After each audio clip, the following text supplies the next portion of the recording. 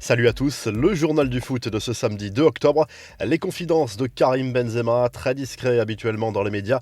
L'attaquant français a accordé un entretien au journal L'Équipe. L'attaquant des Bleus répond à ceux qui l'ont accusé par le passé de manquer de sens collectif. Je n'ai jamais joué pour ma gueule, a répondu le buteur du Real Madrid. Benzema a également reparlé du futur de Kylian Mbappé lors de cet entretien. Il en est persuadé, il finira par rejoindre le Real Madrid.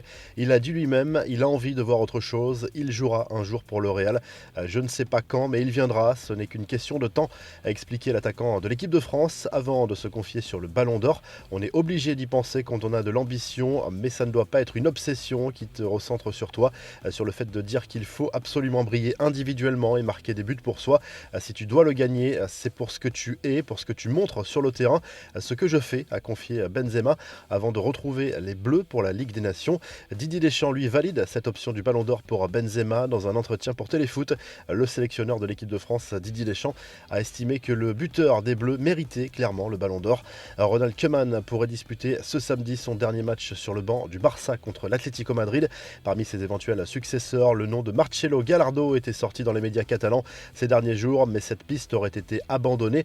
L'entraîneur argentin de River Plate a lui-même éteint les rumeurs l'envoyant en Catalogne. Le rêve du président Laporta se nomme Thomas Tuchel, mais cette option est bien sûr inaccessible pour le moment. Le patron du Barça garde en tête cet objectif pour l'année prochaine. En attendant, il faut trouver un coach, mais les négociations patinent avec les éventuels successeurs de Koeman. Les infos en bref, Luis Suarez s'est confié au journal Sport avant le choc Atlético-Barça. L'attaquant uruguayen raconte comment Lionel Messi a vécu cet été son départ du FC Barcelone. Il était à ses côtés au moment où tout s'est décidé. En tant qu'ami, je devais agir, le soutenir. Léo était heureux, j'ai partagé des vacances avec lui et il était ravi. Il m'a dit « Je veux terminer ma carrière à Barcelone. En une heure, tout a changé », a raconté le buteur uruguayen. Antoine Griezmann va lui croiser la route du Barça pour la première fois depuis son départ cet été. L'attaquant de l'Atlético pourrait débuter sur le banc au Metropolitano. Le retour de l'attaquant français dans la capitale espagnole est décidément difficile.